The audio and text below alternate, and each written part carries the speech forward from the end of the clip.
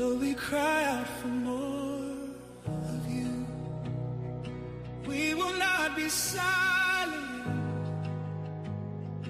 We will not shrink back. We rise, we surrender, we yield. Tear down the walls, break the chains. Let heaven invade this place. Oh, we need you, Lord. We want you, Lord. Come like fire, come like rain. Consume us again. Consume us again.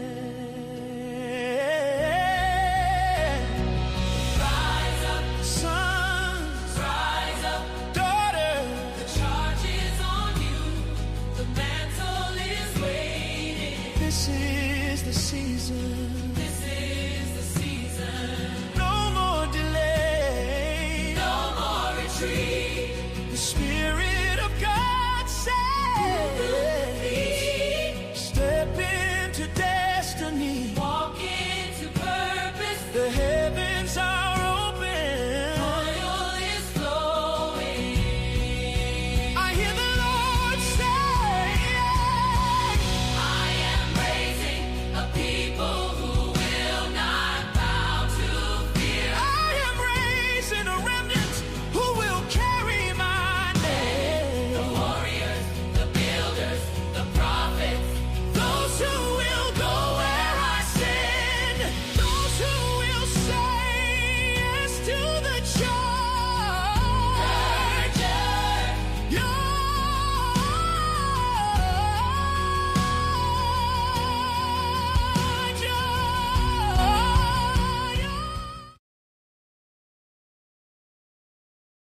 Good evening, everybody. Listen, I almost started talking. It was on mute. Praise the Lord, everybody.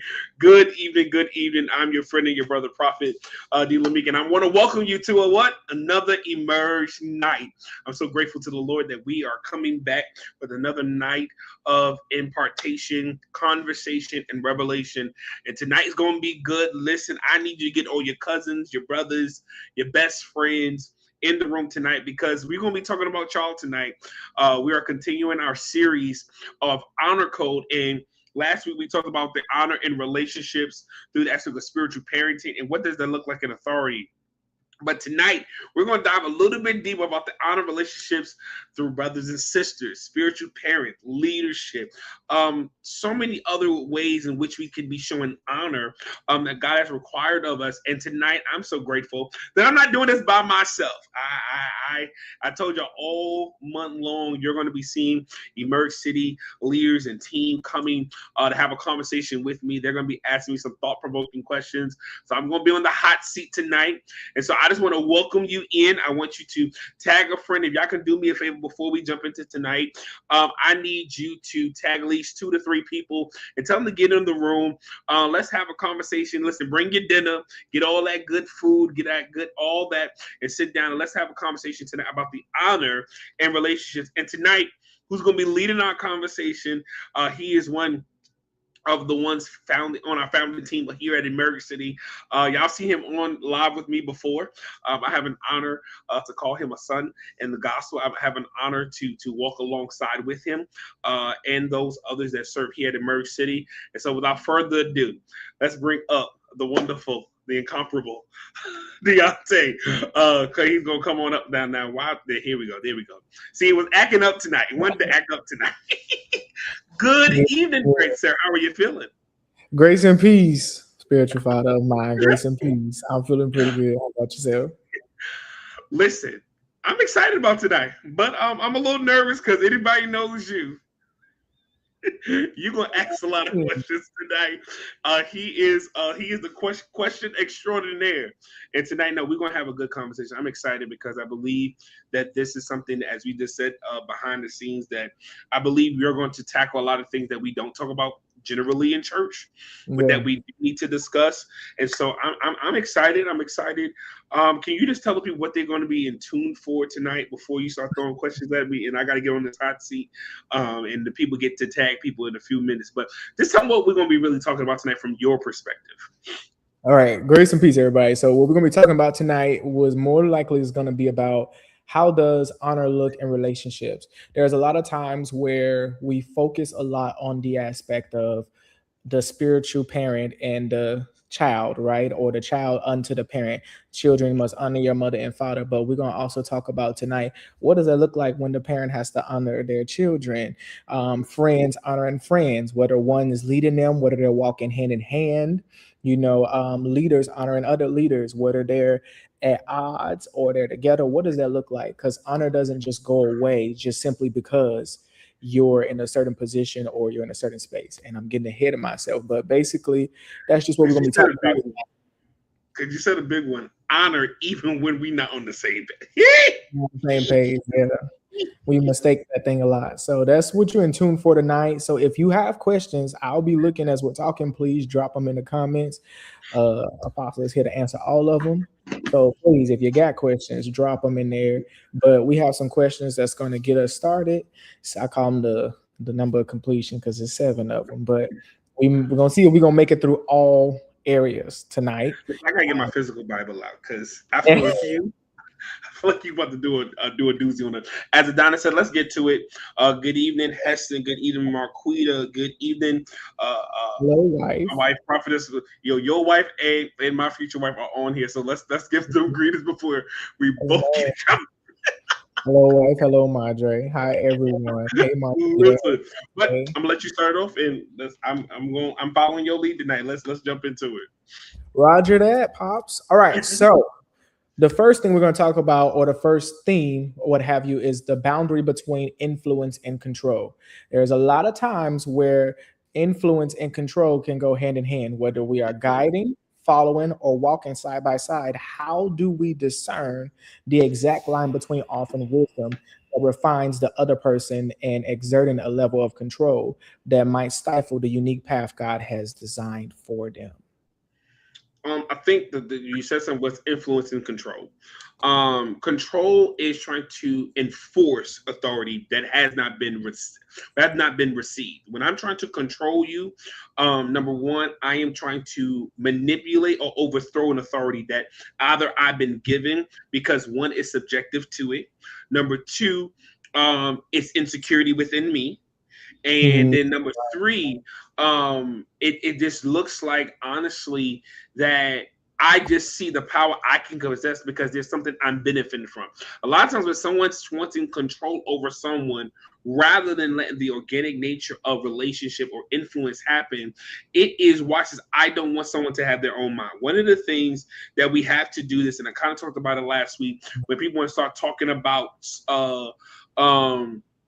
submission and all those things, a lot of times we have to be very cognizant of someone's purpose in our life. And Yeah. when we don't understand the purpose of someone's relationship in our life, abuse can happen. So let's first say that. And so the thing about it is submission and control are two different things. And a lot Totally of times different. people think that when I submit to someone, that means they're controlling me. No, when I'm submitted to someone, I am honoring the authority because there is a level of wisdom that they have to sharpen, watch this, the blind spot. Yeah, we talk about that a lot Yeah. here at Emerge City, and we discuss about the blind spot. But when someone says they're trying to control, now is control a bad thing? No, because sometimes you got to control a situation before it gets out of hand. And Yeah. that is, I think, something that we've talked about, the aspect, or I just been kind of mentioned about temperament, that in our temperament, in our spaces, when I'm trying to control a matter, let's just say someone is in a heated situation, as a Mhm. leader, I'm trying to control that it doesn't go beyond the attainable or goes beyond what it needs to be. Now, how that can be abused is when one tries to underhand for selfish gain. And a lot of times, what happens is, especially in church, when someone's not theologically or biblically sound in development of what church is or what the kingdom concepts are, what many leaders can do or believers can do is begin to control them in the way of their ignorance. Yeah. A lot of times, why someone gets into spaces where they feel controlled is because they feel like they're ignorant. So I can feel like Mhm. someone's trying to control me if I'm ignorant in an area that's making me uncomfortable. And what begins to happen is that a lot of times we don't ask for clarity. We begin to assume, oh, you're trying to control me. Because now there's uncomfortability. Because with submission, there is sacrifice. With submission, there is a losing. There is some other dynamics. Now, Mhm. influence. Before we Influence. get into influence, I'm Right, sorry. right, sure. No. Let's look at the other side of that coin. Why do people, so when it comes to the person viewer, I know we just explained why some may automatically assume control, but let's say you can't control the situation as the leader, Mm-hmm, right? From the child's perspective or from the friend's perspective, because sometimes it's just mm-hmm. out of our things. Where do you think the line of the boundary was crossed at in that process somewhere? Like, was there too much familiarity at some point, or was there a blurring of lines? Where did the boundary line come from to where it's like, okay, it went from influence to control, and it's Um, not? Does that I make sense? think, yeah, it does. I think sometimes where the blur line comes in, or where the relationship, where something gets out of control, gets untamed, is that we lost our why. We lost our focus. Okay. A lot of times, especially something I was having a conversation with someone, and I had to learn, like even now, and I'm going to use my spiritual relationship with my spiritual parent. Very much so, like even when and come into this new season with my spiritual mother, I had to come into a place of relearning her in a new Mm, season and not be familiar in the context, not where I breach necessarily my relationship. No, I honor her, but I breach the sense of I hold her to a former version of her that I knew based on my proximity. Now, to okay. go what you said, where something gets out of control, let's use a regular relationship where it gets out of control, is the reason why is there was hidden expectations or hidden misunderstandings. So a lot of times why something's getting out of control is because the reality is we deal with, I think me and you had this conversation one time a while back. A lot of times, if we get into an argument with something, we really need to study the impact of a situation, because what other people get is the residue or the aftermath. So you're like, well, why are you going on crazy? Or why is this happening? Or why is this that? And you're like, no, it got out of control because where you're coming at me from is not Mhm. the place of this situation. You're Right. coming at me from a place that's been triggered that you never studied the impact. And what we do a lot of times, especially, and I'm only going to use it because again, this from experience, the black church, we suppress things, not just from a black church place, but from a black culture place. Again, something where we grew up in a culture, or our parents grew up in a culture where, you know, what happens in this house stays in this house, or don't tell nobody my business, or Yeah, I'm the parent, you're the child. So we taught a culture of suppression. that's true.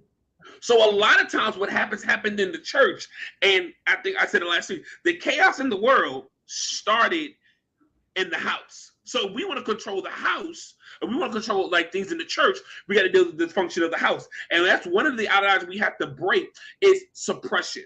We have to suppress, and then we have to really understand the difference between offense and critique or feedback. I like to use the word feedback because a Yeah. lot of times what we deem as control is feedback. Because control, when someone's trying to control you, there's no benefit to you. There's no benefit. There's no growth. There's no edification. There is only gain for the recipient, not for the giver. One But sided. yeah, you understand. But when someone's giving you feedback, it can hurt. But is there benefit to it? Is there revelation to it? Is there any truth to it? And you know, we got to take the meat and throw away the bone. I think that's one of the biggest things. So if control ever gets out of hand in a relationship, we have to first in ourselves look at, okay, why did this get out of hand? Mhm. Are we on the same page? Are we, and you know, in relations in life, we could be having a conversation, but are we having the same conversation? Right. Are Yeah. you hearing what I'm saying, or are you hearing to defend what I said?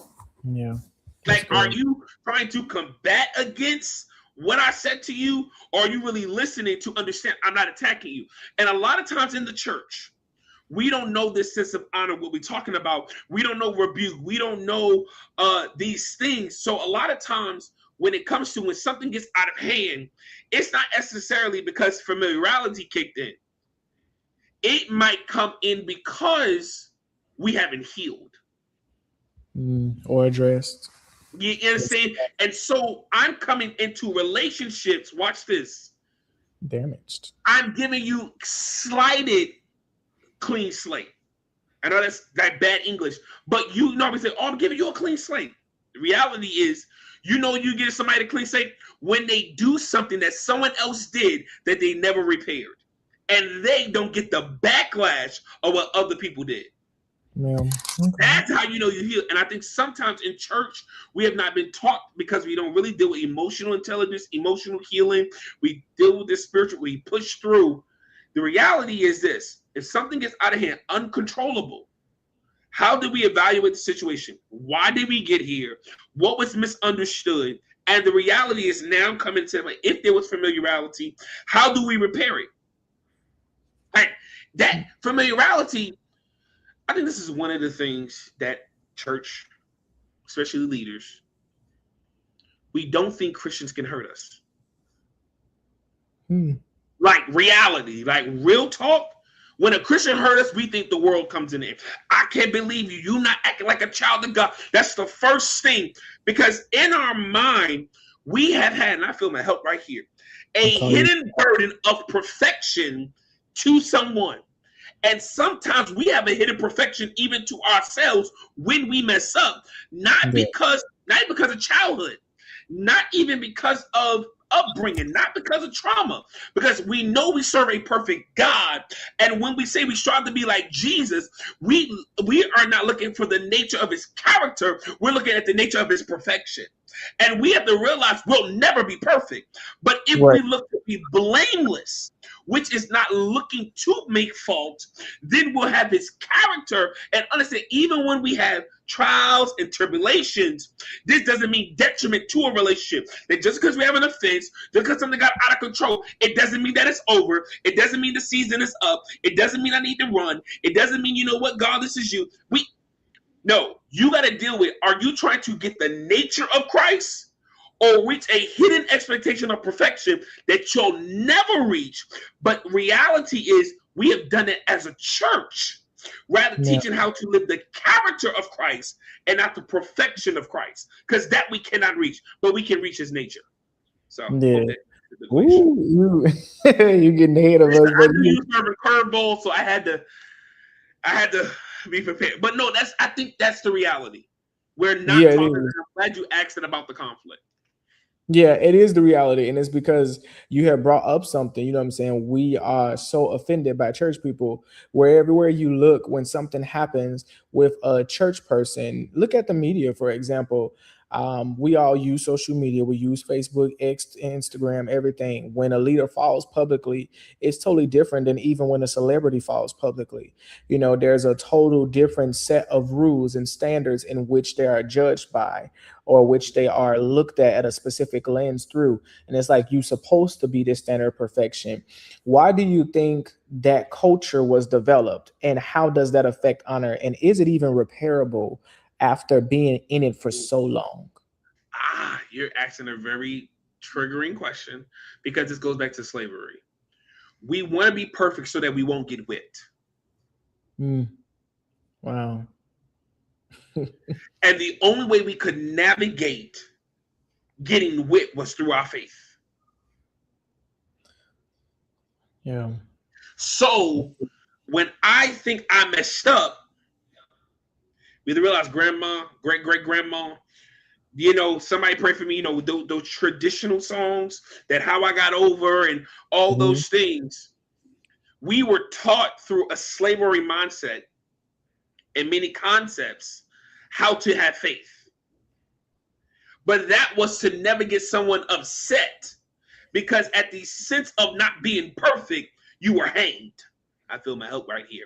At the sense of not being perfect, you were judged. At the sense of, your vocalness, watch this, you were crucified. If I spoke that into injustice, If I spoke to respect, I was hanged.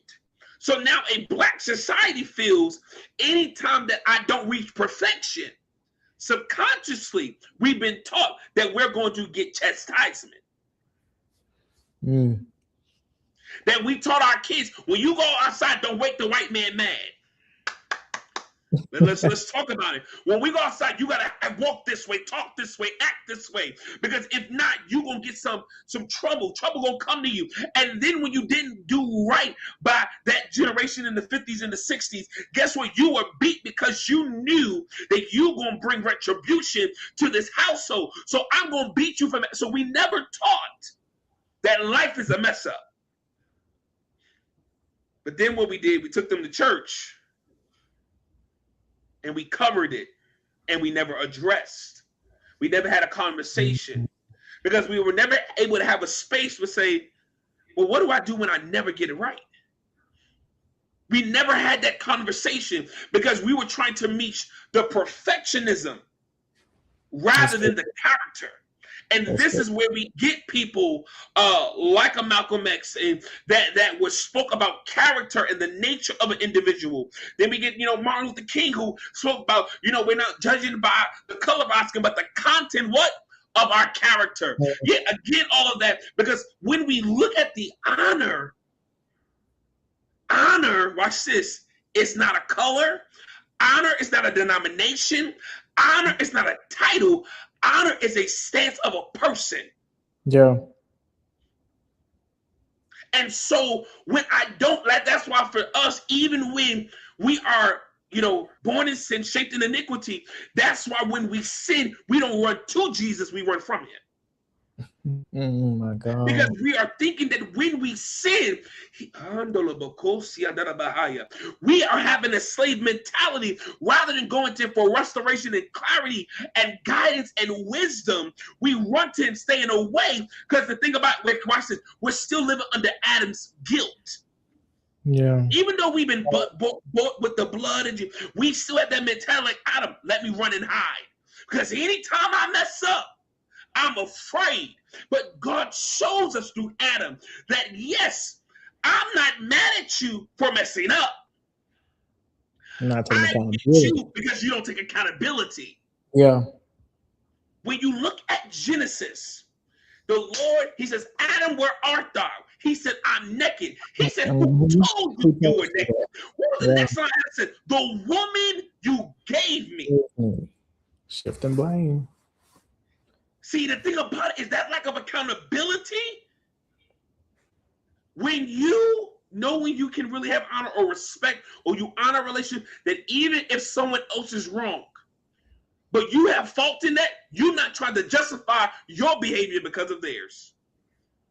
Outside accountability, why do you think I just hit Lord? Okay, yeah, because I can't. Why do you think we honor wounded and not say anything or address anything? Because this is a big one. Wounded. This is a big one because there's a lot of relationships. You can be in a house, you know what I'm saying, and some may call it fear when you fear your parent, but there are those that honor their parents. And again, we talked about that slave mentality mindset, thinking of just like a mother and a child. Even in marriage, it doesn't have to just be a mother and child, you know what I'm saying, or in friends. There's a lot of cases and situations where we honor wounded. You know what I'm saying? Sometimes we're unaware of it, but when we are made aware of it, we still choose to honor. Is that blindness? Is that loyalty? Or is that control? Honor wounded, meaning we honor dysfunction? I want to make sure I understand. In a sense of like, I'm honoring you, but I know for a fact I have X, Y, and Z problems. I'm coming to you as a spiritual child. The Lord said, you're my spiritual father. I'm your spiritual child. I honor you, right? But I know in the back of my mind, I have X, Y, and Z going on that I haven't recovered from the previous person. I'm speaking generally. So we do this a lot. Hey, you're my new friend. You're my new bestie. You know what I'm saying? But my old best friend has slept with my man. And so in my mind, I'm trying to think about keeping you away from I'm looking for the traits. So watch traits. Yeah. So how do you honor wounded? You can't. Like, well, why do we, my bad? Why do we still honor? Because we try. Because the truth matter is we're in denial. My God. We're in denial of the impact. me and you've had this talk about we can be aware of a situation, but we never assess the impact. Yeah. So the thing about it is we want the relationship. We want the brother. We want the sister. You know, we want certain things. But if you don't assess the damage, you'll make someone pay, even unintentionally. Because the reality is you will see them through the lens of the last relationship. New person, same mentality. And Why do so you think why we we rush into a honor, relationship? say it again. Why do you think we rush into a relationship of honor when the last Because one the reality is we want it. Because God has made us that way. But the thing about it is, it's not even being truthful that, oh, this person honored me, that broke me, or whatever. It's not about that. You know what it really is? This is the biggest part. Do you want to fix what was broken? Or do you want justification to be dysfunctional? Let me ask you this. Let me ask you this. I'm gonna take it because I can't really see. Do you honor the relationship as much as you honor yourself? Because you can't honor something when you don't honor you. And what I need to right here, I'm gonna say this. You have to assess what honor was taken from you in the impact of the situation.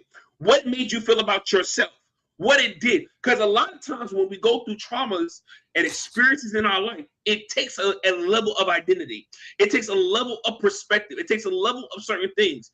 And so if you're coming into a relationship, so let's use it for me, coming back into pastoring. If I did not heal, and not just heal from what was hurting me, but who I hurt it, then I would make every relationship pay for the last season. I would think that, oh, this is going to happen, that's going to happen. That where I had to really give a clean slate to say, hey, that even if something's triggering, let's use me and you for a second. Like there have been times like this triggered me, but I had to say, you know what? I know your heart. And be intentional about debunking. Hear me. This is something that's going to help the people. Hope y'all ready to cut yourselves. In a sense of, got to cut this off. It's not your job to debunk it. It's my job to debunk it because it's in my soul. Yeah. And one of the things we have to do is when I'm entering this relationship, what is my perspective about it? Even in monogamous relationships, in spiritual parenting, in brotherhood, what is the definition of brother? So let's have a conversation. Hey, I do this a lot of times when people come into my life. Hey, I want to bond with Davon. Let's talk to just generally Davon. I need you to know Davon's personality because I need you to know that whatever I do is not to intentionally hurt you, trigger you, bother you, or anything, but for you to evaluate if one, I am the kind of person you want in your life, but number two, you to be able to be exposed like, well, this is who I am. So that in the essence of conflict, because conflict reveals the truth of any relationship. Yeah. But in the essence that there is a conflict, you can't say, well, I didn't know that about you. Now, are you going to know everything about a person? No. But there needs to be a basis. But also, and we talked about this as our relationship evolved, we both had this conversation, and I told you this is what I got from my spiritual mother, is what does spiritual father mean to you? Had to ask you that. Then you have to say, well, you asked me back, well, what does spiritual father mean to me? You understand? Because, okay, you think it's this, I think it's this. Because if your perception and my understanding are on two different perspectives, there will be conflict. And a lot of times the reason why we have dysfunctional relationships as a whole is because there's not a mutual understanding of the role. With that, so before we get too far, talking about cultivating spaces for mutual greatness, true spiritual connection means actively desiring the other person to thrive and achieve greater things. How do we actively demonstrate honor? By creating intentional spaces for each true spiritual connection. And how do we also be intentional about creating spaces for growth, success, and potentially surpassing your own limitations without allowing? Let's do the first part. I want to break it down. So the first part, how do we demonstrate honor? What's the first part? With each other to grow. Okay. So how do we create space for each other to grow? Mhm. And this is the reality. This is the truth. How do we demonstrate honoring it? How do we understand? It's that, watch this. Let's use pastor. My job as a pastor is not to hold you, but to refine you. I'm not a manager. My job is to help you spiritually grow. Yeah.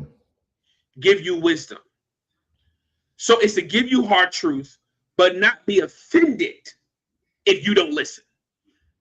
Now that's hard because when I value a relationship, that's where the offense comes in. When we don't be honest about how much we value the relationship when someone doesn't listen. Not because the reality is, oh, I want you to listen to me. That's good. Because you can't see from what I'm sitting. Right. Okay? So if I honor you and I want you to grow, that means even having hard conversations. No. And growth requires dirt. You want to talk about growing in a relationship?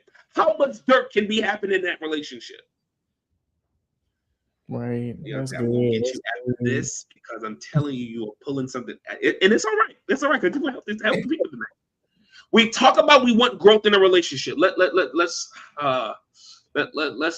go here. I'm trying to really understand this. You want to talk about you really value relationships? Watch this. David and Nathan. Yep. Value the relationship. Let's talk about this. David sins with Bathsheba, and this is in the Old Testament. David sins with Bathsheba. Yeah. Nathan confronts him, but doesn't attack him. You have to know the difference between somebody confronting something and someone attacking you. A confrontation can feel like attack, but how do you know the difference? When it exposes the sin rather than damaging the character, meaning the person. I'm telling you, hey, what you did was wrong. Now, the reality of this is, how do you fix it? I don't leave you in the dysfunction. I'm trying to watch this, because my thing is not to expose you or look at your sin. When Nathan came and spoke to David, he came to speak to him to restore him. But David had to deal with the sin of his own actions. But Nathan, as the prophet, said, hey, listen, you out here doing God knows what. Let me protect your identity by addressing the behavior. You think you this great king and all that. But if you keep doing this, it's going to damage, it's going to taint the anointing. When you honor the growth, you will speak to the identity of the person, revealing to them the issue that can damage their future at the expense of their irritation. I'm willing to irritate you to make you responsible. I am willing. Now, the part is the person's reception to it. Yeah. You have to be receptive, because the thing about it is, if you don't know the truth of a relationship, because this is the thing, I can say I want a spiritual parent, I can say I want a pastor, but my response to correction, my response to wisdom reveals the truth of that relationship. You've heard me say it many a times from my own experience. My spiritual mother rebuked me. Levy had to talk with her today about it. It's to make me come closer, not further. Yeah. And Levy had to talk about today about, just the season I'm in. We had a real hard talk. And I said, I had to accept whatever you tell me, in the sense of not just being blinded and aimless, but we're in the season where one is trying to go. If you're my leader, God put you as my leader for a reason. And if I don't have the clarity, the Bible says, watch it, in the multitude and the council, there is safety. And I told you, I feel it right here. Many of us don't want to be safe.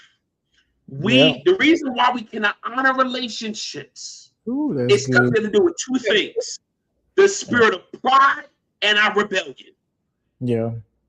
Because many of us are coming into church with this dysfunction of living our lives for others, especially our parents, that when we come into the church house, we think spiritual parents, pastors, Even God himself is taking away something from us that we want for ourselves.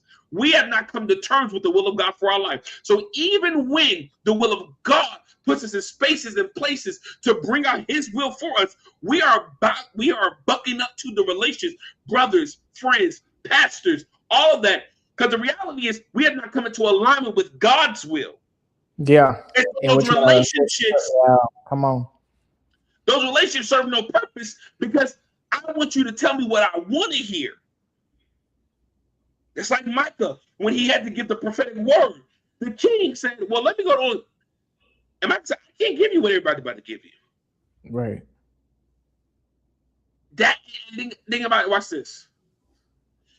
I want to give this statement. I want everybody to write this in the comments. I'm about to say something very offensive. You go to the next question, and I know we got questions in the comments. And this is this: if you cannot be corrected, you cannot be covered. Ooh. If I can't correct you, I can't cover you. What I am, what you want me to really be, is an enabler. Yeah. You want me to be a yes man. Yep. There's no honor in That's that. in any relationship. The Bible says a friend is born for adversity. Iron sharpens iron. Let's talk about regular brother, sister. If as a brother, I see you in dysfunction, we gotta be slowful. We say, that's not me, that can't be me. You are sometimes blinded to your own ignorance. Mm-hmm. I want to use this analogy. Has anyone ever been funky before? Musty. And because you've been in your own atmosphere for so long, you don't smell your own must. Yeah. But someone that hasn't been in your atmosphere, someone that hasn't been around you, someone that's coming into, what in the world? It alarms them immediately. Because their atmosphere is different. And you're like, what happened? You're like, I don't smell that bad. You don't know you smell that bad because you've been sitting for too long. Yeah. You become accustomed. Blind. Now watch, let's use the analogy. If you put crabs, watch this, in boiling water, they're going to try to get out. But you put crabs in cold water and adjust the heat progressively, they'll die in it. Because their body has adjusted to the atmosphere they've been in the longest. So they don't feel the heat changing to alarm them to get out. And that's what has happened to some of us. We have been in the atmosphere so long that when we hear that, no, you had this dysfunction, or no, you're doing this, and no, you're doing that. No, because you've been in it for so long, but also immune. You have, and this is another thing. This is another thing. We have had people who are, and I don't know what the terminology is, but their sense of smell is off. Oh my God. They can't smell you. There we go. They're congested in their own self. So because you've been around congested people who, while there are things that have inflamed their own spiritual sense, diluted their spiritual sensitivity, you think because, people are just saying, oh, that's just them. Oh, that's okay. No, that's okay for now. But I can see where you're trying to go. That's detrimental for later. Yeah. And it's the last way I'm going to say it. How you eat in your house sometimes ain't the way you eat at a business table. Yeah. But sometimes you might. Because if you have not been taught the etiquette, that this is not the way you eat outside, you'll bring a home mentality into the wrong atmosphere. That's good. That's good. Going back to you said like some people on the receptive side having stubbornness and pride. And I mean, I could use me a little bit because I definitely gave you a little pushback or a lot, you know what I'm saying, depending on what it was about. As we continue to grow and stuff like that, we've had times. And so for other people out there in any type of relationship at all, when you are met with stubbornness and pride as the leader and they're non-receptive, but the Lord tells you to keep stewarding. How do you do that without coming to a place of without allowing insecurity or comparison to enter your bond and like interrupt? what you're doing, because I know that's a toll that it takes, because we don't talk about that. We talk about the leader all the time. So and so want me to do this. I don't see why I got to do that. This don't make no sense. Why I got to do that this way? They don't even got their stuff together. They're asking me to do this and da da da da da da da da. And you got all this pushback, but the Lord says still steward them, because that's honor. How do you deal with that without allowing your flesh to seep in and disrupt the bond and still maintain honor? This is what I was talking about earlier with that honor when you're at odds. What does that look like? So that we can all learn that tonight, practice that, and actually live by it, opposed to just speak.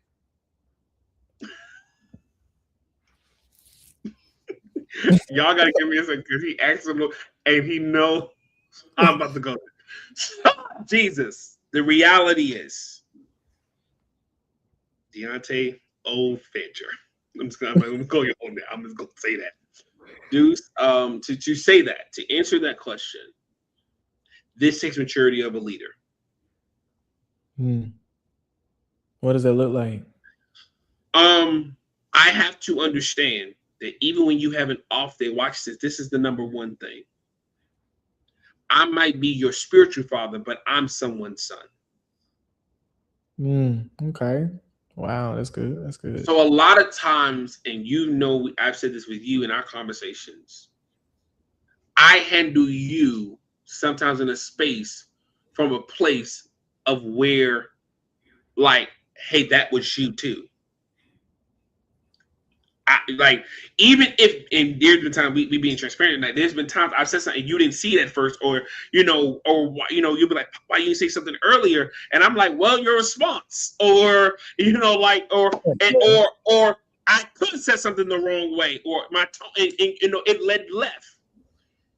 The reality is, I always found resolve in what the Lord said to me about who you are to me. So let me first start off with that. That nothing you do, I had to learn, and this is maturity. Is it every time? No. I had to learn your behavior is not personal, even if it feels like it.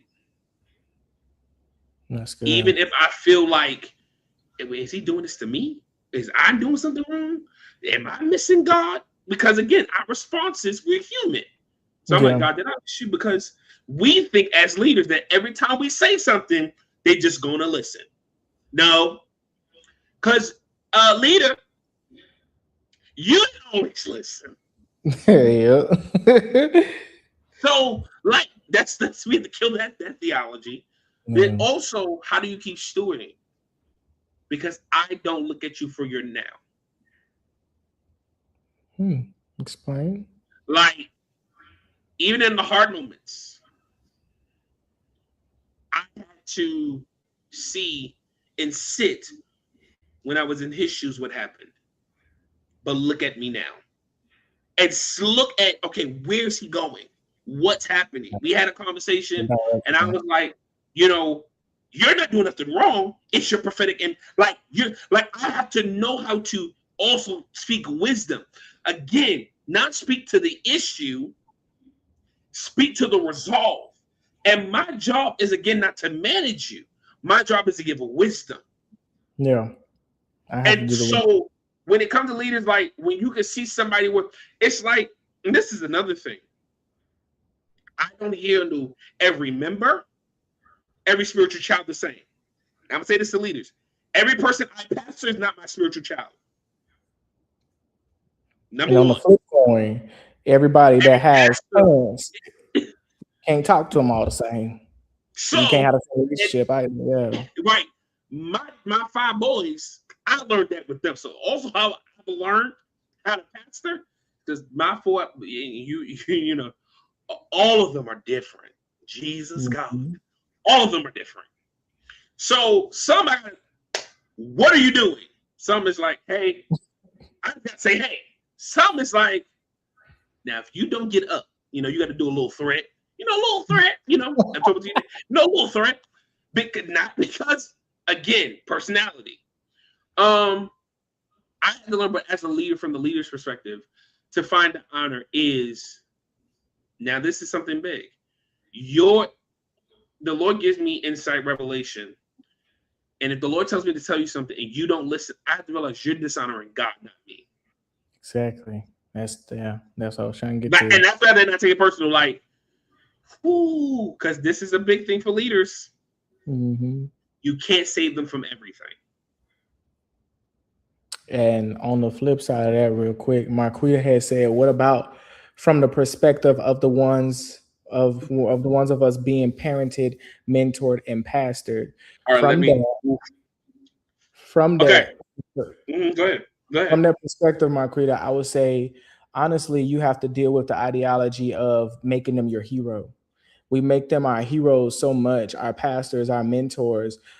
Even I'm guilty of that before. Sometimes it's like, because everyone knows, or if you don't know, the Lord used Prophetess Mahogany, my spiritual mother, you know what I'm saying, to save my life and change my life and restore my covenant with God.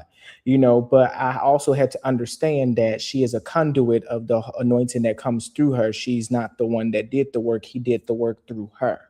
And so my thing was I had faced rejection a lot. So when most people that deal with rejection, it's hard for them to honor. Most people that deal with rejection, it's hard for them to honor.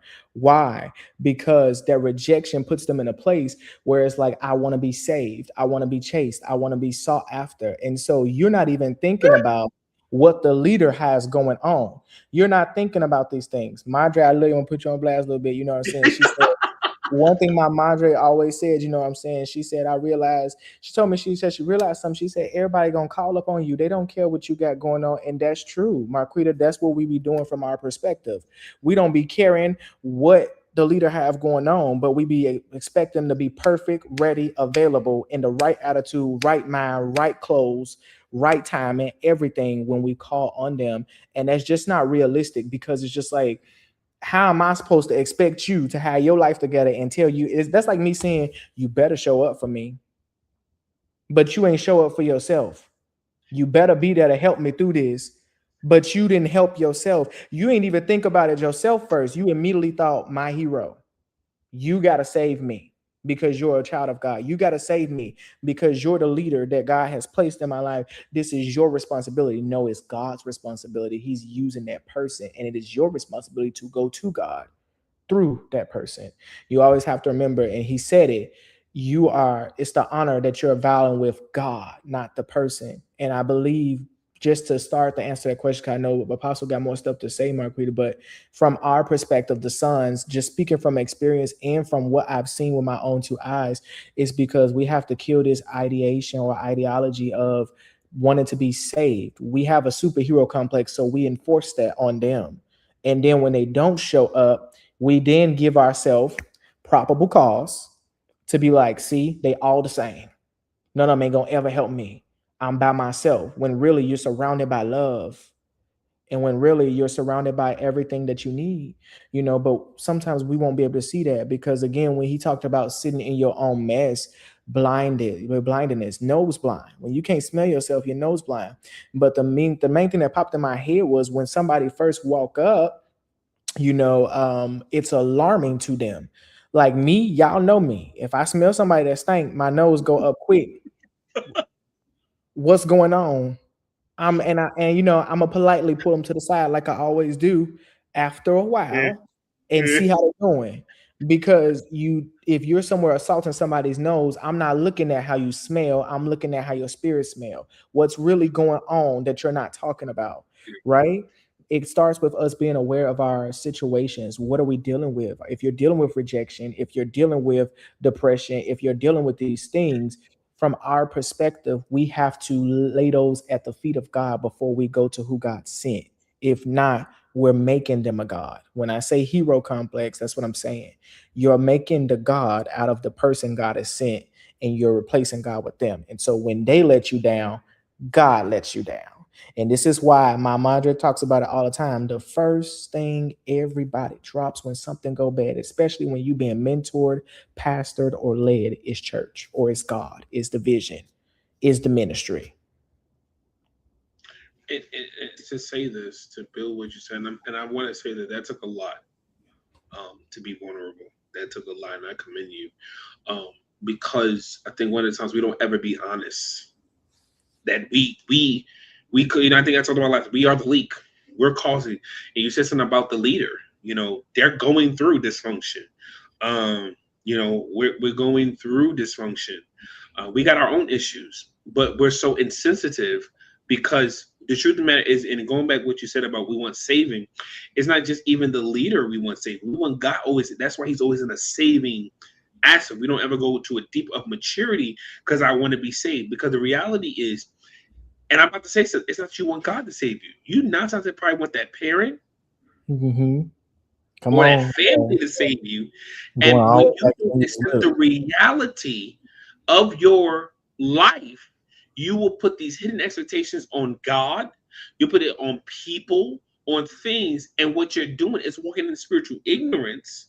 And that's why you really can't honor, because you don't want to take accountability and responsibility, because the reality is you don't want honor, you want saving. I want you to save me, and I never want to change. When I honor you as a leader, when I honor you as a spiritual father, when I honor you as a mentor, I am teaching you value, watch this, to yourself. My God. And even in that, when you said this, Marquita, I got you saying myself, did you save yourself correctly? Because there's a proper saving to salvage, or saving to grow, or to change. And a lot of times you can't save yourself out of something that you don't even know. Yeah. Fully save. And what what many of us have to think is saving is really survival. Yeah. It's the survival place. It's really called the shelter. Like we get into that shelter, and the natural aspect of shelter gives you the bare necessities. Yeah. It doesn't give you the abundance, but because the purpose of it is to be a launching pad, not a station, not a station. And what has that was good, Jesus. What has happened to some of us, we have spiritually been staying in the shelter, never want to get on our own. Because you know why? We know that the bare necessities are going to come. That's security. When we get to our own, baby, we got to provide our own food, got to pay our own lights. And we don't want the maturity. So what then we do? If you ever, I've known people to be in a shelter. I've worked for a shelter. And you know what's so crazy? People in the shelter get mad at the rules of the shelter because they make the shelter become their home and not their transitional place. So you get mad at people telling you to grow and to get out of this because you made something that was supposed to be a transitional place a permanent stay. Oh my God. Yeah. So you thinking, oh, that was, and that's why this is the part. That was in one season. But when you get to your own, it's immaturity. Yeah. And it might have been immaturity in this last season, but it wasn't as detrimental in this next season. And that's the mentality that we have to come to in the church. Do you really want to mature? And that's why people say, oh, I want you to be my spiritual father. I want you to be my leader. I want you to be my spiritual mother. I want you to be this. I want you to be that. Let's see what happens when I tell you no. Let's see what happens when I tell you something you don't want to hear. Let's see what happens when me and you don't agree. This is the big part. This is the part we don't talk about. Let's see how you still honor me even if when I get it wrong for you. Yeah, that's really good. We don't talk about that part. Your leaders don't always get it right. But can you still see the honor that God placed on them for you, even when they get it wrong, to understand when you are human?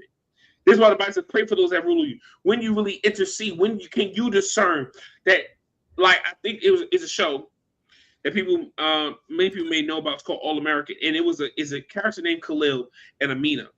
And Khalil always used to want Amina to save and want to save her, always to be there, relying. And another character that they had Amina had a connection with, named KJ, was having this issue with Khalil. And he one day said something. He said, you keep asking for her to be there for you, but have you ever assessed what's going on with her? And she might need something that right now she can't give you, or she's in a greater need that you can't give her. You understand? Or just in a greater need to where for a moment, watch this. When do you pull back in your leader? Not looking for anything. Yeah. Looking to lift up their arms. Because guess what? Let me say this to you. We want to talk about being sons and daughters, even brothers and sisters, but we hear sons and daughters. We're talking about it. Sometimes your leader is not winning the battle because you're not lifting up their arms. Some battles require you to put yourself down to lift them up. Because if they win, you win. It's like if the house eat, we eat. But we need some Aaron's and hers that I am willing. That's why there's levels in sonship. I need some Aaron's and hers that's willing to put down everything else you're doing and hold up these arms. Because as long as these as long as these arms are up, guess what? We win the battle. And not look for any credit, not look any recognition, not looking for. No, I'm coming because at the end of the day, if you succeed, I see my success. And a lot of times we want our own success, and we don't want to be in the limelight. We don't want to be in the shadows. You see, as in the shadows, and not realizing, watch this, their shadow is your protection. Oh, Jesus. Them blocking out certain things and you only being in the shadow is protecting you from certain things that what they go through, you don't got to go through. And that's the thing.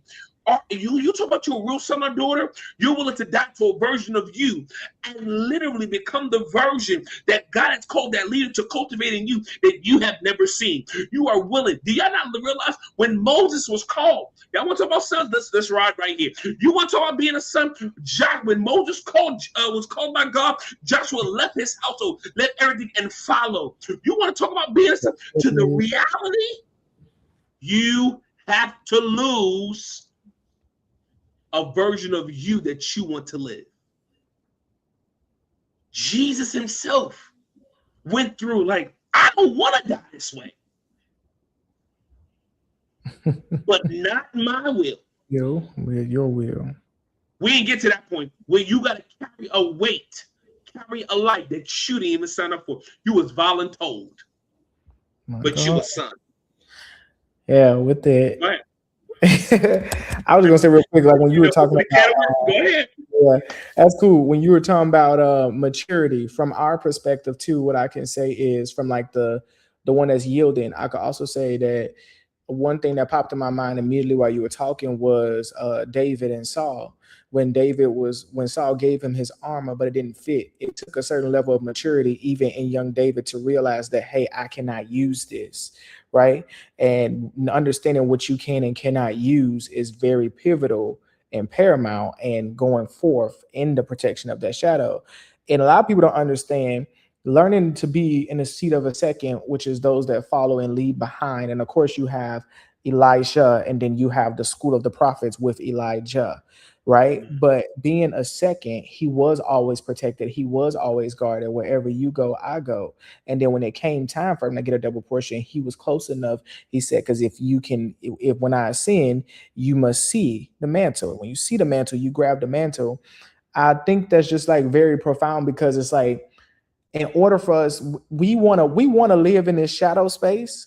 We want our hand to be held, but the thing is, our hand is being held, but we can't see it.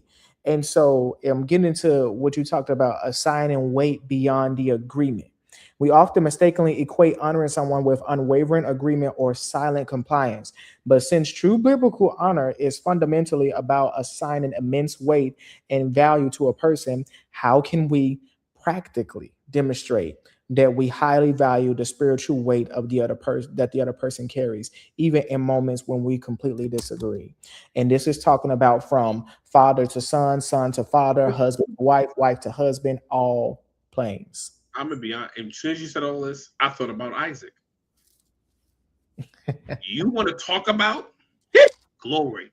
You want to talk about you really submitted? You really for this relationship? Go on the table for it. Be willing. Let me tell you something. You want to know if you're really for this relationship? You can serve without a rebuttal. Abraham put his son, who God promised he was going to give him, on the table and said, I'm willing to kill it. I'm not going to talk about, watch this. I had the submission to Abraham. I'm talking about Abraham's submission to God. Hannah and Samuel. Like, I am willing. I trust you as a son. Remember, every father is a son. You as my father are telling me to kill something that I love. That's a good question, Michael. Like, kill something that I love. Kill something that I fought for. Kill something that I prayed for. Kill something I cried and fasted and prayed. Kill something. You know how much he said? I trust you more than what you gave me. Mm-hmm. He put it on the table. You know when you really submitted to a marriage? When you're willing to kill even your hidden expectation of what you think your wife should be or your husband should be and learn them for them.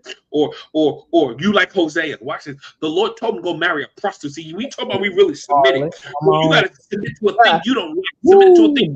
Because that's the different type of thing to like you talk about you submit. See, this is the real thing. You know how much you have honor when you can submit to a process. Hear me. Personally, naturally in my use of practical, I'm going to use. I am an educator. In education, work as a teacher. Watch this. The Lord has anointed and allowed, not anointed, the Lord has allowed me to enter a new season of principle. Watch this. Because of the time period of this transition, I had to stay in a role that I was formerly accepted the other role. But I needed to sit for 3 months in a role for something that I was already assigned to somewhere else. Dig a little deeper. So now, watch this. My mind shifted that, oh, yeah, I got the position. I signed the contract. Mr. Felton, we need you to sit in this role because for what is needed right now, it's more important for you to be here. Watch this. Than be where you want to be. I had to trust my leadership. This is the part. What do you do when you feel you outgrow the seat that you got to sit somewhere else? See, I had to sit and submit. And what I had to do is now become creative where I was, that I won't watch this impact my students because of my disgruntledness. Because my behavior don't just impact me, it impacts things around me. Yeah. So now I got this role, I got this responsibility. Let me see how much I honor, watch this, not just my job, but my kids, the ones I said I love. That even though, watch this, I'm moving into this, can I still show up every day and pour into them as if nothing has changed. Be there for them, knowing that I have a higher role, knowing all these things. This now, kicker today. Got to work, middle of the day. I lost access to my building because the paperwork went through and the day was to transition. Watch this. That even though I have this this authority, this role, and now the key don't work to get in this door, I can literally say, well, listen, the paperwork that went through. I can literally say, I was making this joke. Well, now they said, Mr. Father, we need you to use a sub badge because technically your paperwork is to another location. So you're only here temporarily. So I could have said, I said it as a joke, but the Lord was showing me something. That even though the access in the building change, my responsibility to the role I have doesn't change. So just because I sign in or do certain things differently doesn't mean I show up now, watch this, to a sub-level position. Because I have to remember the watch this, the title I'm called to, even out the title. Even though I am functioning as a teacher, I'm still a principal. Mm-hmm. When you can walk in an anointing before a title, that means you're prepared for it. Yeah, that's good. Even when you feel it on you, even when it's recognized, even when people are aware, until the date comes of my transition, physically when I transition over, I still have to be honored with the seat that I have. Do not allow the arrogance of the future to make you kill your present. I can literally say, well, I already signed the contract. I even go to my friend, well, listen, you know what? Just move me to my next school. I could do there were so many things going on to me. But the crazy part is when I started taking on the season I'm in and watch this maximizing in it until it tells me to leave, until it pulls me to leave. Watch this. Until the voices I'm submitted to say, Mr. Felton, it's your time to go. That's real honor. To honor and to do, even when you feel like there's more to it. To honor, and we can't do that. We can't do that. That's why it's so hard to do that with God, with the sacrifice and the giving and the what? Do you know who I am? Do you know what God does? Do you know that's yeah, I'm Hey man, I'm gonna get into Marquita's question here, but she had touched on where I wanted to go, so we finna go there. Sure. That was really good. And so, talking about honor and the disruptive truth, right? We see in the Bible, Eli had profound wisdom to recognize that God was speaking directly to Samuel when he himself cannot hear his voice. How do we cultivate the mutual humility required to validate and honor a distinct truth the other person brings, especially if that truth disrupts the established comfort zones of our relationship? And I think the truth, I think to answer that, it's okay. To answer that part first, if you go write down the second part, I know you got the second part. I want to make sure that it's both parts. Okay. Eli wasn't intimidated by what he mentored. So my thing is, I have to know the timing and the season of this relationship. Okay. There's a sensitivity. My sensitivity is not to you. My sensitivity is to God. That Eli had to be sensitive to the Lord. That even, let's just say, Samuel could have all these prophetic moments, but he had to be sensitive to the Lord that this wasn't just a moment, but this was a confirmation to this was essential. And so, that's what that was. He had to have a sensitive. So it wasn't just Samuel sensitive, because what could have happened is Eli could have deterred him. Eli could have said, because again, Samuel wasn't aware. Right. And that's the maturity about a leader. That I'm not intimidated because I see you now surpassing me. I'm seeing you now growing. I'm seeing you now. And that's any relationship, even brothers and sisters, where I want you to go. We don't become Joseph's brothers. Yeah. Because we either can be an Eli to want Samuel to go and surpass to where he now says, whatever the Lord shares with you, for me, share. Or we could become like Joseph's brothers and disgruntled because it's not me. Yeah. Either one, to where, again, we also can become like a Reuben. Reuben was the eldest brother, but he kept silent. He could have saved Joseph, but he never stepped in because, watch this, it's not that he didn't honor Joseph. He didn't honor his seat as the eldest. Yeah. He was never cultivating what that eldest seat had. He never understood. So again, we can sometimes put somebody in a seat that they don't understand. So when they don't meet the expectations, then guess what? We're mad that someone got thrown into slavery. So no, you got to realize, was Reuben prepared to be the eldest child? Or did you put so much in Joseph that you had never left him for Reuben? Did you just train him in one dimension of being an eldest child to know how to tend sheep and to keep the legacy going, but not saying the responsibility of the legacy?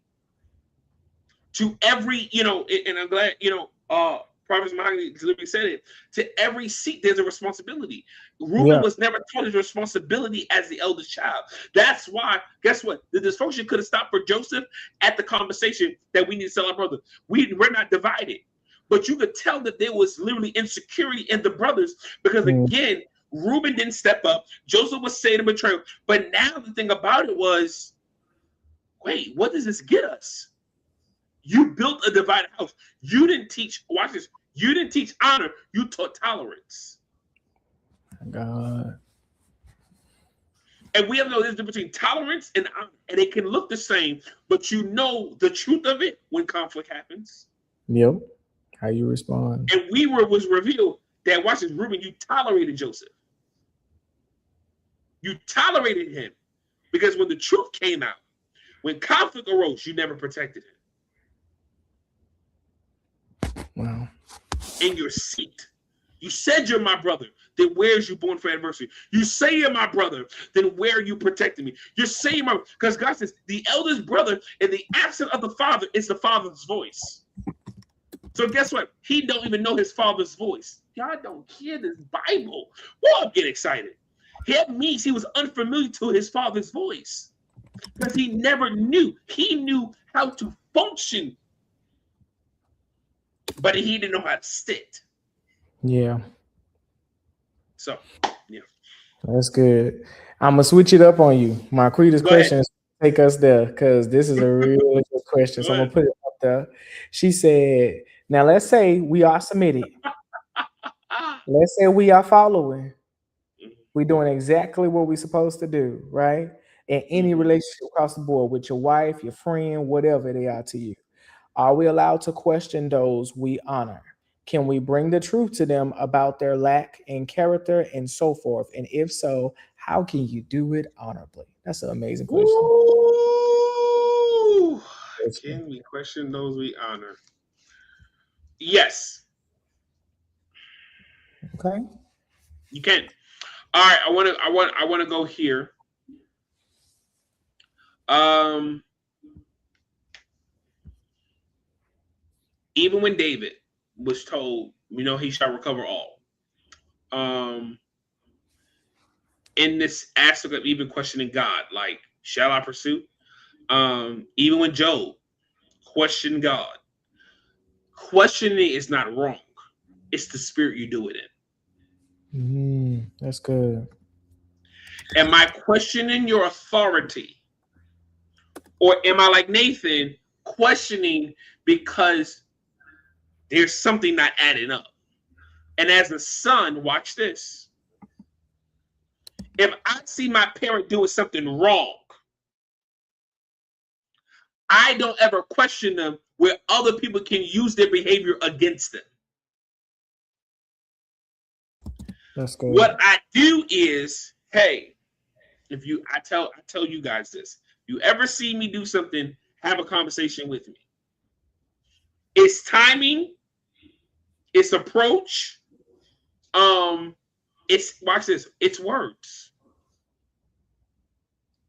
So my job is not to tell you that you're wrong. My job is to make you aware of what you're doing. Yeah. Hey, I just want to bring this to your attention. It's something I saw today. And you come and still honor the seat, honor their role, honor their office, honor their responsibility. And what I saw today just kind of made me unsettled, made me uncomfortable. Um, it just kind of just brought some questioning. May I have this conversation with you? Can you give me understanding to this? Because again, my understanding, you maybe understand, and you may not have an understanding to why I had to handle a situation like this. It could look one way, but may not be. And this is the thing. If you see a questionable behavior and you brought it up, but you are seeing the detriment of this behavior, and one is reluctant to make you dull or dumb to it. And when I say that, I don't mean like to degrade, but to make you spiritually ignorant, then you are in danger. So it comes into purpose of ministry.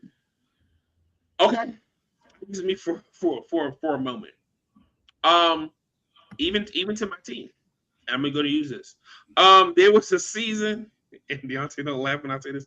I wanted to push so many different things of classes and books and 50 billion things at one time. And that's still don't laugh at this either. Like every time you turn around, there was a book. Every time you turn around, there was a class. Every time you turn around, there was something. You may not think that's big, but it's big because it can do a lot to a ministry. And I, as a leader, had to hear. I don't care how much revelation I got. Pop, you're not gonna want to hear this, but you got to focus on one thing. I could have easily said, "Well, I'm the leader, and I hear God. You who you talking to?" Or da-da-da-da-da. All right, yes. All right, now, all right. See, now here y'all come. I see. I felt the spirit coming upon y'all, Oh, and done it's true. And I'm glad y'all on here, so that can be a testament to this. And at first, they would say it. Then I come with a new idea. They'll say, I'm like, all right, well, listen, come 2 weeks later, I got this idea. And they were like, this man here just won't Kept me stop. in intercession. Because it's funny because it's almost as if sometimes, and I'm glad you brought this up, not even for being for real, Yeah. because sometimes like my mom posted it and I had it up there, it says and it's not received. She said, always take it to the Lord in prayer. And I was just gonna say, like, that goes both ways for the leader and for the 1 year student. That's why we had asked that question earlier. You know what I'm saying? When they're Yeah. stubborn and proud, and the Lord still tells you to steward them. I love that you brought that up about the focus, because it shows that we were still able to honor you, even though we were like, oh my gosh, this And man is watch it, not. they will work on things slowly. Now, this is the thing. Yeah. Slowly. And I was getting irritated that time. Like, Because we need a strategy he from was trying God. to like, if I tell him this, he might go for the gasket. Because they know my Uh-huh. temperament and different things. And I had to realize this. But this is now two things. Adonis to like y'all, my core team, I'm grateful to them. They had to trust the God in me and not Davon. Yeah, that's true. That though it may seem like they had to say, let him navigate this, but it's my job. Now, if it started calling that, now watch this. So then I'll be a little bit more transparent. Earlier this year, maybe you do not know, I had a very intense medical scare. Like in the hospital, tubes, everything. Y'all don't know this, but they do. And I want to be transparent. And sometimes as leaders, we do got to bust our head. You got a what? And that was hard for them because I know they never said it, but there were probably times they said, I should have said something because he wouldn't have ended up here. And what now had to come about me is I had to take responsibility to say, I care enough about me that I won't hurt them with my decision making. Yeah. That's good. So even as a leader, that That's when I wasn't listening, they still served because it was burning me out. But they served in a way where it was like throwing little hints. And so I started listening and question, but what it really hit because I was still every now and then trying to throw a little something new to even this past Saturday.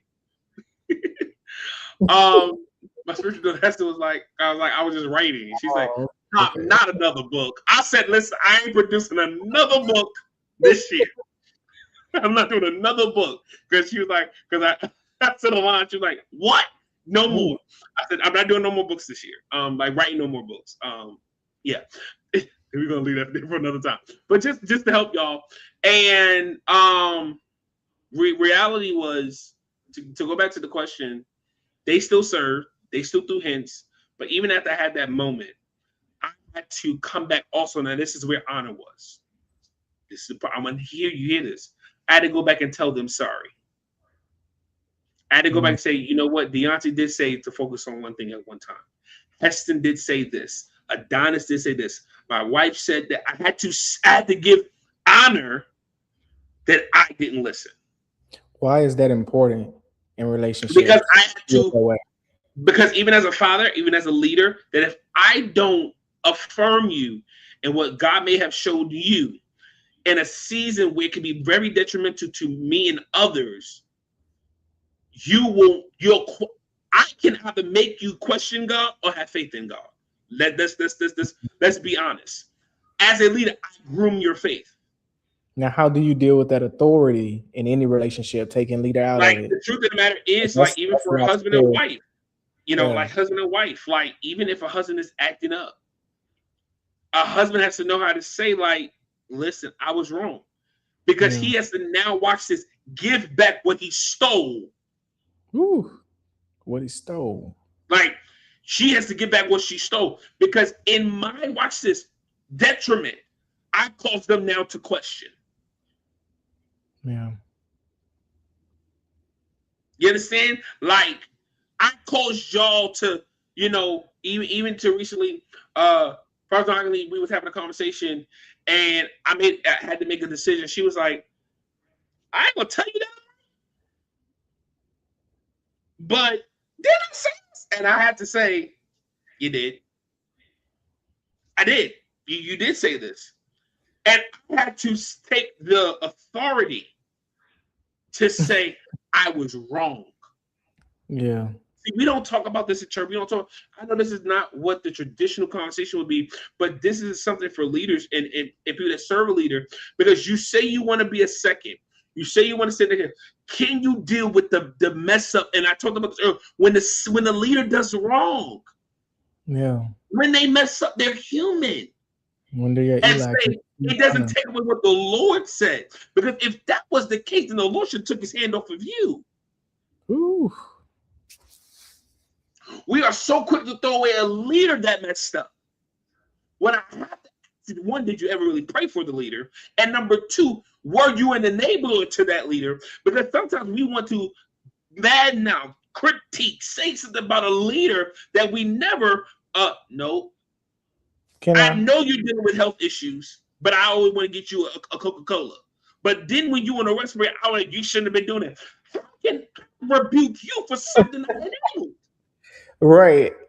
I'll say I was gonna add on to that too, and it's just like it's because I don't think people understand the depth of what you're saying right now, pops. Because it's like a lot of people, especially from our side over here, you know what I'm saying, those being led or those that have brother and sisters, we'll be in this place where we like and you just said something, and I think my answer to that is, you ready to get on them and this is that. I feel like because there's a premeditation of waiting for your downfall or disaster. There is something. Here's this, and I believe you and my Madre talked about this last week when y'all were on.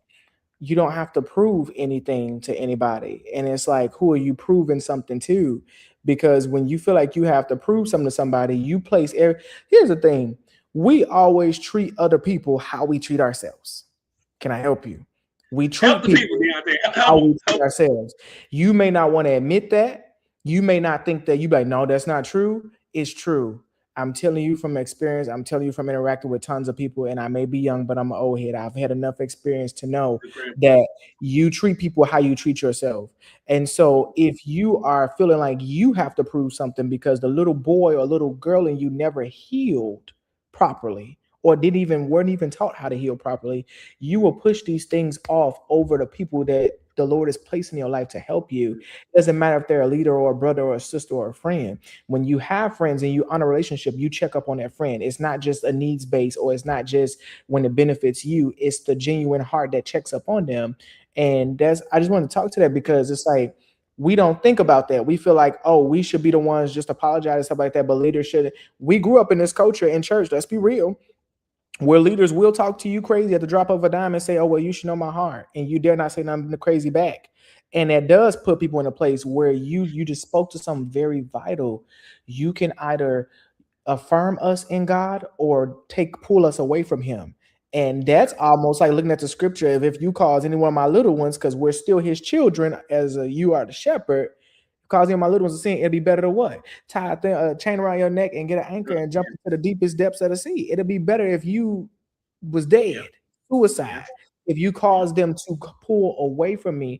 And that's very deep because a bunch of leaders on here or may catch the replay or not on here, they don't understand that in today's time. That's something we don't do anymore. Honor is a two-way street, and you treat people how you treat yourself. And this is where honor truly comes in. He said it earlier. Can you honor yourself before you try to ask somebody else to honor you? And I think something that person Randy put, is sometimes we treat them a little better than ourselves, just Yes. how you've been treated. And the reality is I love because that. we want at this the part to go what you said.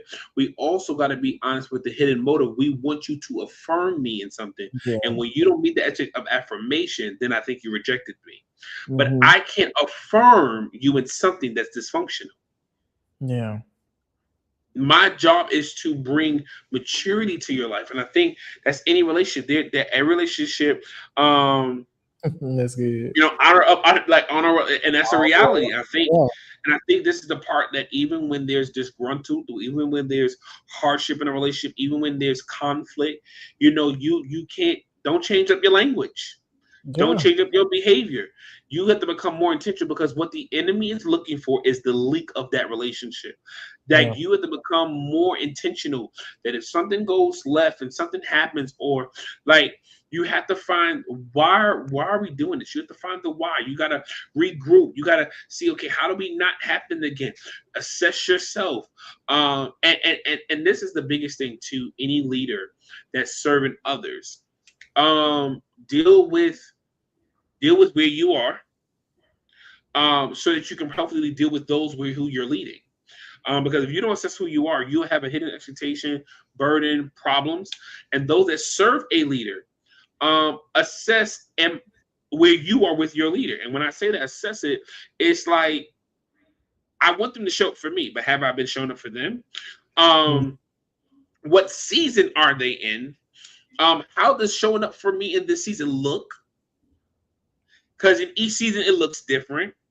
But then also when there is conflict, because there will be conflict, Yeah. come back together immediately. Don't let it linger. And this is the part I'm going to say. It's not about who comes to one first. Yeah. It's about the action. Because there's sometimes where I'm the just gonna. leader is going to come to the child, but then sometimes when the child are like, you know what, I was wrong, or this was Mhm. me. And sometimes it's like not water under the bridge. I don't want to say that water under the bridge, but it's like, okay, now what are we focusing on? Because I'm being honest with you, the reason why a lot of relationships are having conflict because we don't have a keen focus. Can I add to that?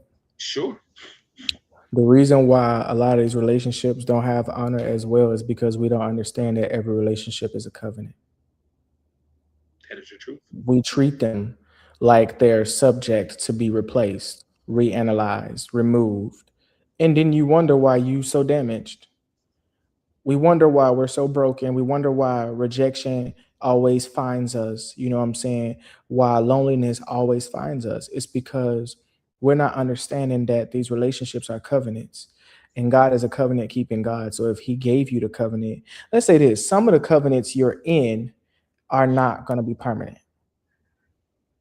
Although a covenant is meant to be forever, everlasting, some of the covenants you're in are not going to be permanent. And when it comes to honor in relationships, we have to understand that honor begins with recognizing why this covenant was formed. Like he said, remembering the why about everything. A lot of relationships, we have to look at them and really ask ourselves the question of, is there honor in this relationship? And if it is not, is this a covenant I walked into and accepted on my own will, not God's? Because everybody cannot pay for what we go through in other covenants. Because the damage that's caused from past relationships, those are broken covenants. That's why he says one shall not have sex until marriage, right? Soul ties. That's a story for another day, but it goes with the fact of honor. Every and you know that saying it says you lay down with a dog, you get up with fleas. Every time you lay down with somebody, you're leaving with something. A piece of them, they're leaving with a piece of you. And then you're wondering why we're lost in this world, trying to understand who we are, where we are, what we're doing, why we can't get honor, why we can't receive honor. Honor doesn't make sense to us. We don't even know what it looks like. It's because we've given ourselves to so many different covenants before honoring a covenant with God first. If you are not honoring your covenant with God, every other covenant, i.e., relationship, will lack honor because you will lack honor for yourself. Your honor first starts with you seeking ye first his kingdom and all of his righteousness. He had a relationship with you before you got on this earth. And with that being said, what can you give us tonight, Apostle? Like some how to's or what have you on first, on like the strategy, the blueprint of following honor through with God first, then yourself, and so forth. I didn't say it too, but amen. No, I think you said it really key. And I'm gonna say this, and it's gonna be really something short and simple, prayerfully. But it's simply this: you cannot demonstrate something you haven't been taught. Yeah. Honor has to be taught. So I'm gonna be very honest with you. You cannot come into spiritual relationships with soulless concepts of honor. You have to really learn honor. and you learn that through submission. So the reality is, and this might lead into deeper series or conversations later. Something I told a while ago, and I think something we kind of talked about, kind of doing a segment on or whatever. We got to learn sonship. Yeah. If you don't know sonship, if you don't know discipleship, you will not know honor. Can honor be sought after, or does it come with the submission? It comes with this. It comes naturally with the submission. Like you can, if you seek out honor, you can seek out the wrong thing. And that sometimes can be, if I'm seeking for you to honor me, watch this. I'm seeking you to value me. I can go into performance mode. I can go into entitlement. If the most, because this is what honor is value. Honor is authority. Honor, it comes with a lot. So if I'm seeking after it, it doesn't come genuinely, it can be manipulated or manipulative. Okay. Where I can want honor for something to get gain, or I can give honor to somebody to gain something. So this is where the organicness that I want you to see the honor in me. So even though I could feel that I'm something to you and you something to me, if you don't seek after this, then there's no honor in that, because again, and there's no hidden motive. There's no hidden. So I can honor, watch this. I can see someone being my spiritual child. But if they don't see that themselves, they won't honor my poor. And then I'll feel rejected. Then I will feel all this. It has to be organic. That's why we have to realize what we honor, we value, we respect, we put investment into. And this is the thing, like, and that it really goes to. Don't force it. Because honor takes time. Yeah. Honor takes time to build. Relationships take time to grow and to sharpen and to fasten. So that's why you gotta learn submission. Because submission takes time. Discipleship takes time. Jesus took 3 years before he put his hands on somebody. Like in the sense of affirmative or sending. We want to be, watch this, we want to be a disciple today, but a son tomorrow. We want to be a son today, then be a successor tomorrow. That takes time. Watch this. Real success in ministry or as a son. I really want to ask this question to you, not to you, but to us tonight. Are we the prodigal son?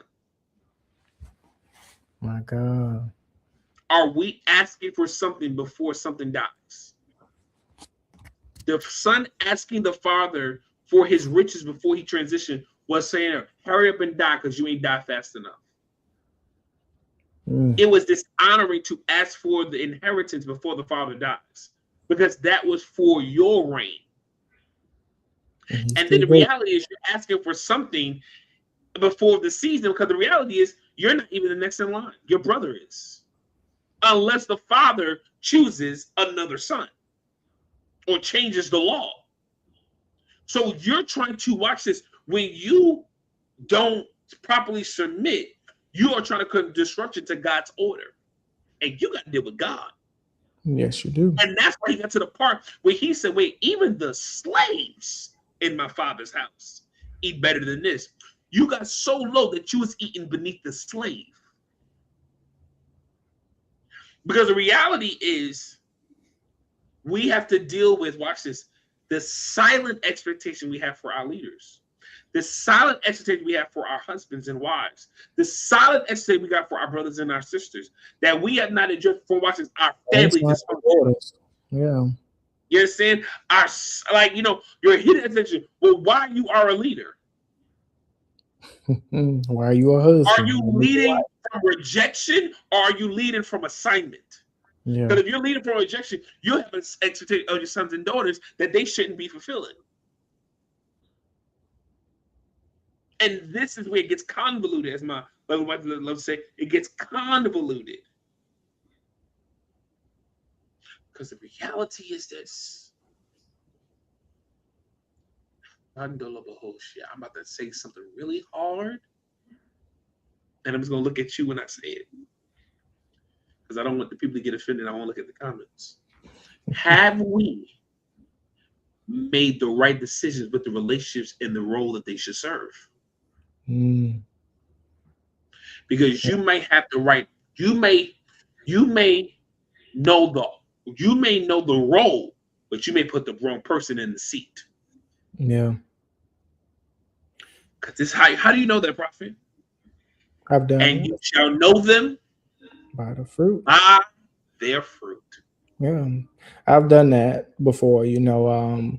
Uh, just being honest, that's a really powerful, deep question that I feel like we all need to ask ourselves because even with you, I had to sit down and ask myself, did I place you right? You know what I'm saying? Did I hear God correctly for where you're supposed to be that way? And it wasn't a question of who you are to me. It was more so making sure I didn't do anything out of emotion. I didn't do anything out of presumption. I didn't do anything because I wanted you to be these things, but because God wanted you to be these things. And this is a very big thing that we have to ask ourselves because I did put somebody in a place of a spiritual father that was never a spiritual father. But since I had daddy issues, I wanted a father, right? I wasn't talking to mine. So I wanted one. I felt like I needed one. I felt like I needed one, right? And the Lord allowed me to fall in that so that I can understand that just because I think somebody goes somewhere, if it's not what God said, that's not what it needs to be. Sometimes we'll actually, and this is the honorable thing to do as well. Like even when you do place somebody in that wrong position, you know what I'm saying? Once you are aware of that, you tell them about that. You don't let that sit there or you don't let them stay in that spot where it's just going on. You tell them.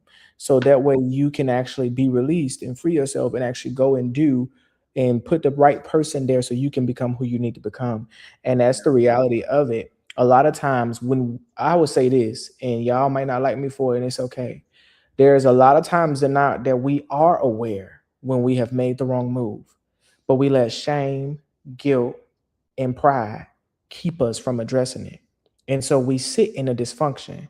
And this is why we get irritated. And then when we have the right person come along in our lives, the right spouse, the right brother, sister, pastor, son, daughter, whatever position you want to look at it from, when we have the right one come, we have them in this place of limbo expectation and they're trying to figure out like, hey, why am I getting all this backlash, why I'm getting all this heat? I just met you.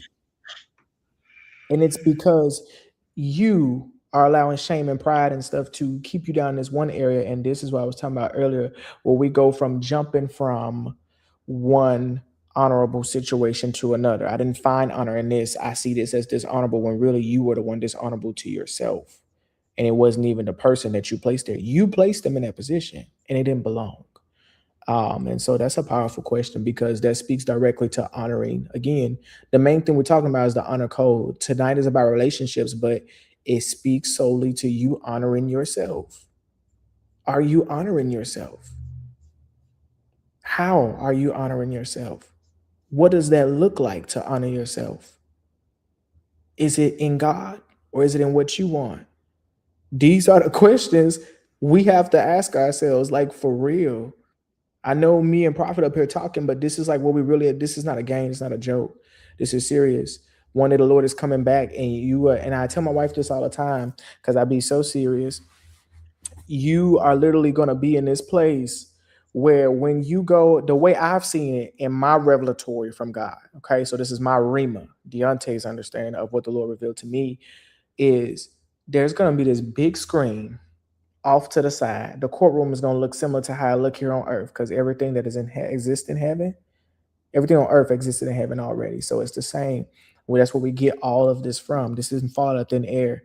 The creation of God always amazes me because the way I seen it was I saw this big screen. You know, when they bring the TV in and be like, let's roll the footage so they can count it into the document.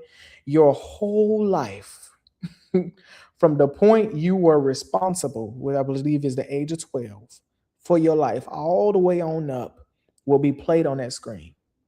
And for every discrepancy that you did not correct, that you did not give to God, you will have to answer for. And I need you to get this. That could be in words. Smallest thing. You don't even think about it. You saying a word or you speaking a word curse. It could be as small as that. It don't have to be a blimp in the sky. And when your life is literally being played before you, you have to give an explanation as to why you did not correct this when you had the tools. We are a people like the one Ezekiel was sent to, stubborn. We know the truth.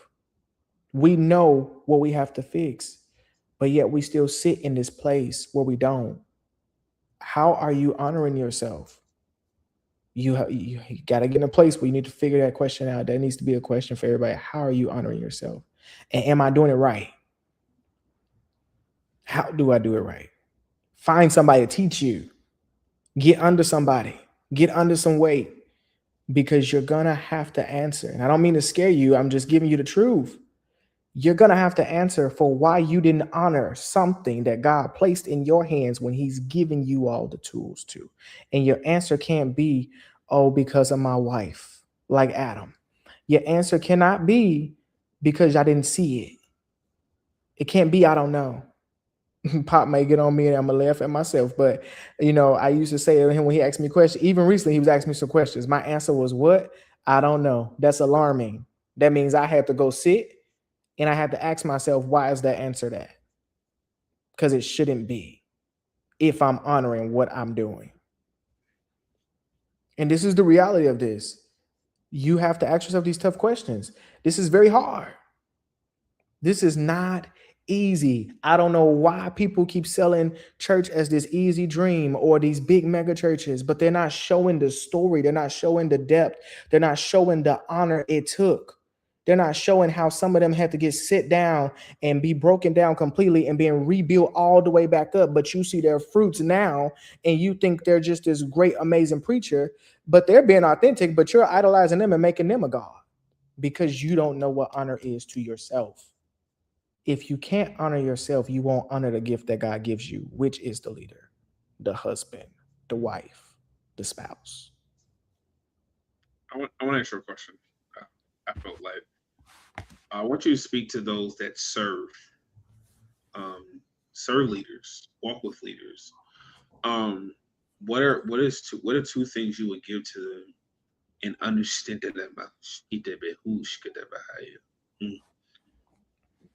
because I feel like there's a duality on this tonight. They're the senior leaders, and then we have the sons. Mm-hmm. When I say sons, of female and male, but I want you to speak to them about even your journey, what they need to understand in being a son and being a daughter, even more deeper to keeping the honor, or how to analyze you may not be honoring, and what should they do? So how do they keep the honor? And then secondly, how do they recognize if they're not honoring? The way you keep the honor is the way Samuel did. Stay submitted. The thing is, we have Eli's in our life. One of the assignments my pops gave me a while ago, my leader, I had to study the art of submission. And it was something the Lord wanted to do in me. And so it was something the Lord was trying to get me to do. And I'm like, I don't want to confront that. I don't want to deal with that. Lo and behold, he made my leader give it to me for homework, saying, in other words, you're not going to ignore this, you're going to do it. The art of submission. I had to really ask myself, why was it so hard for me to submit? Right. And so how do you maintain honor? You maintain submission. No matter what happens. Eli did not get, like he said earlier, he didn't get jealous of Samuel. And even though he couldn't hear the voice of God, Eli still instructed him. Samuel still wanted him to give him guidance and instruction on what he should do, because that was still his leader. Regardless of what Eli was doing in that temple, regardless of his eyesight being gone, regardless of what his sons was he was allowing his sons to do, you know what I'm saying? That was still his leader. He slept on the floor by the Ark of the Covenant every night, but that was still his leader. It didn't matter what nobody said about him in the temple or outside the temple when Samuel went, but that was still his leader. You know the heart of your leader, but you know the vision of God. That's how you maintain honor. That's how you maintain it. You stay submitted. You know the heart of your leader, but you know the vision of God, because they're submitted unto the vision. They're submitted unto the vision. And so knowing their heart will put you in this place of looking beyond their character, looking beyond what they're not saying that they probably should be saying. Looking beyond those things, it will show you how to intercede with for them. It'll show you how to approach them. You will learn these things. That's why I asked him that question: does it come naturally as you sit under? Sit under, in other words, is to submit, and it does. You know what I'm saying? Because the longer you sit, the more you learn. The more you learn, the more honor just comes naturally.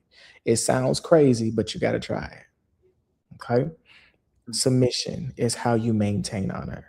Okay.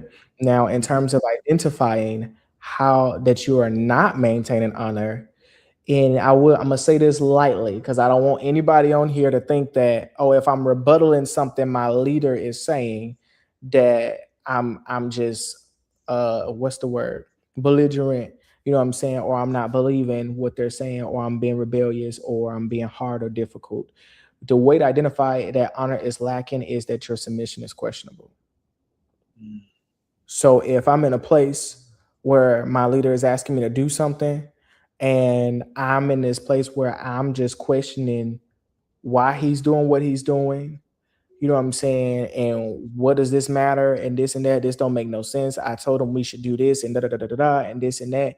That's a place for you to understand that your honor is in a place where it's at risk. It's not necessarily uprooted just yet, but that's a alarming sign. Hey, you're questioning everything they do. Now, some things like Marquita asks, can we ask questions? Yes, you can. There's a way to do it and there's a way to go about it. And then as my madre says, Prophet Mahogany said all the time, when they don't listen, you take it to the Lord in prayer, because I'm telling you that works too. It was for months. I was telling him to focus on one thing. I ain't trying to put you out there too much, but it was months.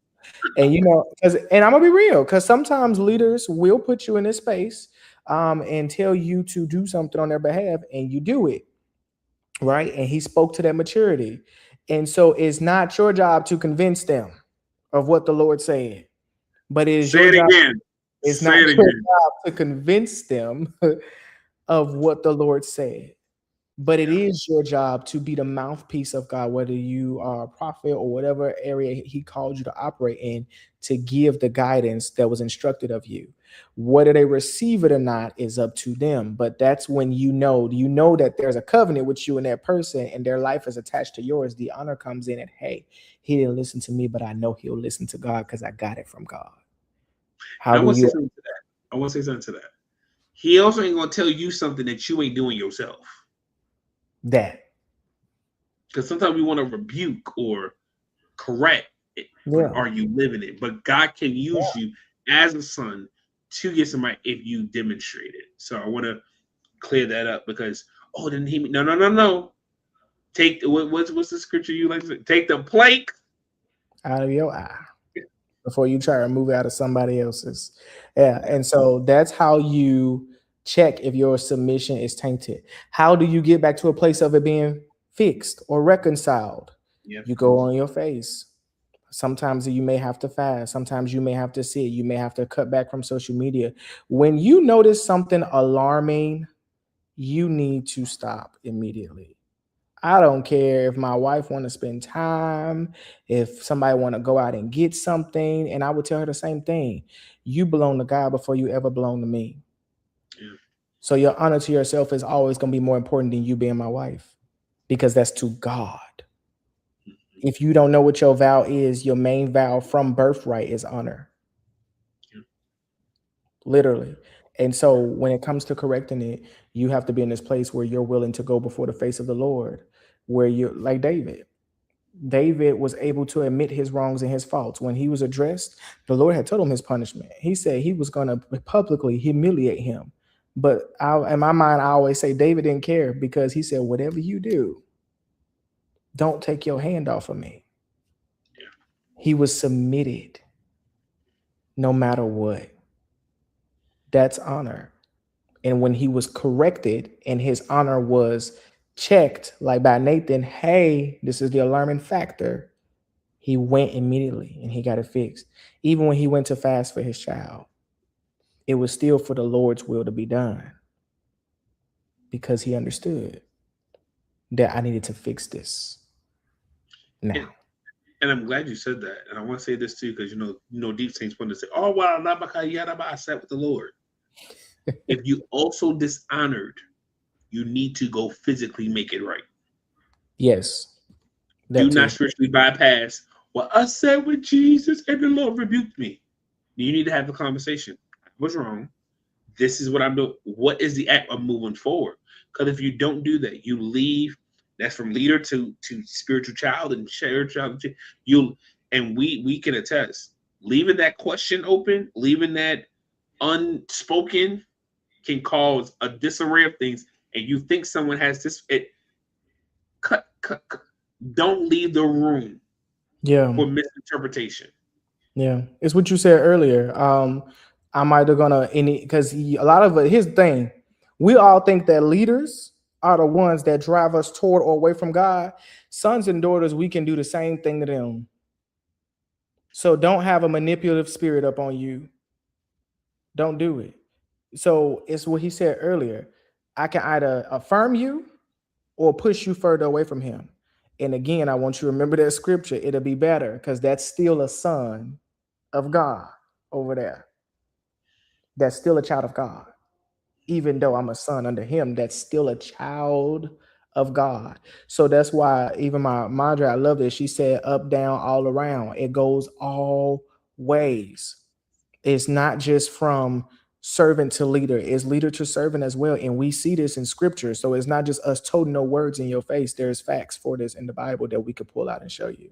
So when it comes down to it, you have to understand that we can affect them as much as well, like he just said. And that's a big thing because from sons and daughters perspectives, we don't think about that. We just be wanting them to show up for us and do everything for us. But what we do can affect their walk as well. What you do affects those around you, i.e., the covenants, the relationships you have. And so that was just good. That was real good because, yeah, that's possible I, always. I'm glad we said that. I think we have to understand, you know, you, and I'm glad you said it because I think people got to take into account. Did I cause my leader to question God? Yeah. Did I, because of my, and I think one of the times, and not to put too much, but one time he had apologized to me, and I was like, okay. He was like, Pop, I apologize for my responses making you question what God told you for me. Yeah. Because that was that real. that That's what I that did. meant a lot because me and you had a talk and it was like, sometimes I wasn't, not that I was afraid. It's just like, sometimes as a human you don't want to, and that's just natural. Doesn't that you're afraid of anything? Sometimes you don't want, certain, you have a certain mindset or expectation of something. And we Hmm. said that was liberating. Some time back, he was like, hey, I apologize for my behavior. I apologize for making you not say what you need to say. And you said, like, no, tell me. And then you said to those around, like, I'm not exempt. I'm not exempt. I'm not Yeah. like there, and I think that tonight, I hope people are just not just hearing what we're saying. We're kind of putting even our relationship on this screen that, again, it's a mutuality. Yeah. Yes, there is, and I don't say hierarchy, there's authority, but there's a mutuality of relationship understanding, and one's role and responsibility, but seeing what am I doing to this relationship? How am I helping or benefiting? What am I doing? Where am I at? Different things, because again, your season impacts your relationships across the board. And so I'm grateful to tonight to have this conversation. It definitely was, I think it was really good. Now, Yeah. it definitely went longer than expected. I think you need to tonight. We're gonna put you on the timer, because you love to say we can go tonight. You went, sir. I'm a But these product questions of the environment. was great. And I'll be honest with you, we're gonna figure out. I think the last week's conversation and this week's conversation definitely needs a part two to it. Think unpacking some more. So I'm grateful to the Lord that you Yes. came on here. Go ahead. I'm just going to say this last thing. I'm just grateful to you with the questions you came tonight. I'm grateful to you, and I want to say this. I'm proud of you because it was not easy being vulnerable, being honest, putting yourself out there, but literally. having this moment tonight. I really want to listen. Let her. It's fine. Listen, mine's over here quiet. Listen. I'm grateful to you. Um, laugh. Listen, I'm grateful to you, honestly, that you were you tonight, and I honor you tonight for that. Um, I'm proud of you. Um, Tonight showed a lot in your development and your growth. Um, and I just wanted to say that I'm proud of you tonight. Can y'all in the comments just tell Deontay how you're proud of him, y'all him tonight? Because I'm telling you, this was not easy. You have seen a changed man, My and I God. really want to say that to you. I'm proud of you. Go ahead. All right, my bad. I didn't mean to do it we again. needed, we needed that. Go ahead and Thank get you so much. I appreciate you, and Pastor. And I close really out. Yeah. appreciate that. All right, y'all. Well, this was Honor Code, the series of honor in relationships.